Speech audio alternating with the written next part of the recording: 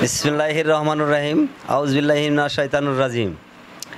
আমাদের এই কালুপাড়াতে কৃষক দলে কার্যালয়ে এসে আমরা বিএনপির কিছু কিছু নেতাকর্মী ভাইদের টুটুল কাকার এখানে কিছু আয়োজন করছে। আয়োজন করার মাধ্যমে এখানে আমাদের খয়ের চাচা আমাদের মাঝে আমাদের এখানে উপস্থিত আছে।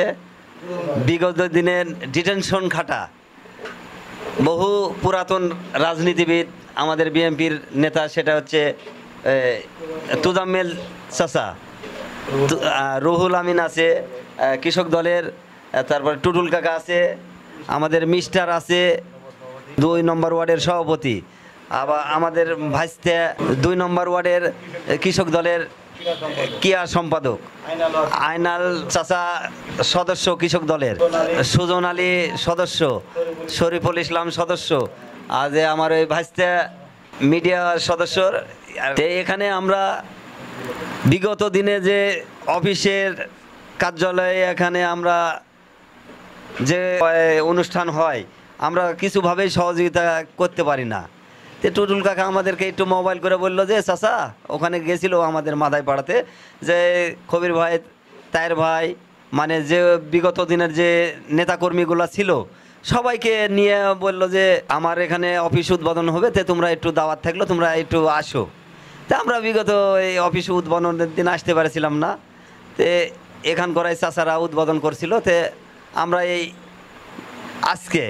আজকে আমরা বললো, তো আমরা আসলাম। আসার পরে বিএনপির যে কার্যালয় এখানে করেছে, আমরা কত গ্রুপিং হয়েছি, কিন্তু গ্রুপিং না হয়ে আমরা সবাই এক মত হয়ে টুটুল কাকার এখানে কৃষক দলের সেটা কোন গ্রুপের কে ওগুলো আমরা ওখানে বিবেচনা করিনি। আমরা কৃষক দলের কার্যালয়ে আমরা বসেছি, এসে সবাই আমরা উপস্থাপনা হয়ে বসতে পারি কোনো গ্রুপিং না করে।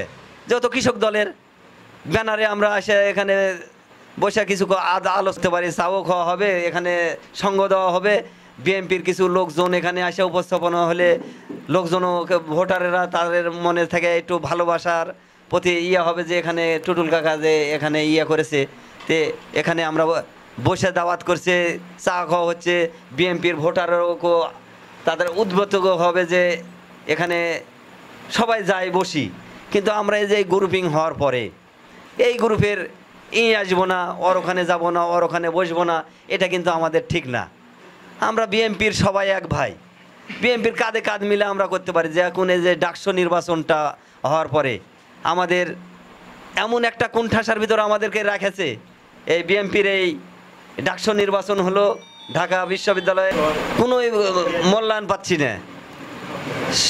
শেষে আমরা এই ডাকসু নির্বাচন নিয়ে আমরা খুব তালবাহানা চলছে, দেশের প্রতি অস্থিরভাবে চলছে। জামাতেরা এক কথা বলছে, অমুক দল অমুক কথা বলছে, কিন্তু আমাদের ভিতরেই বিভক্ত সৃষ্টি করে দিচ্ছে।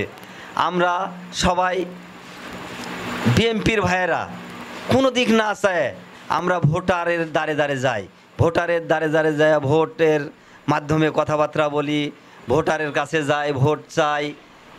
কে কি করলো এগুলো দেখার বিষয় নাই, কাঁধে কাঁধ মিলে আমরা সবাই মিলে ওই জ্বর চিন্তা ভাবনা করি।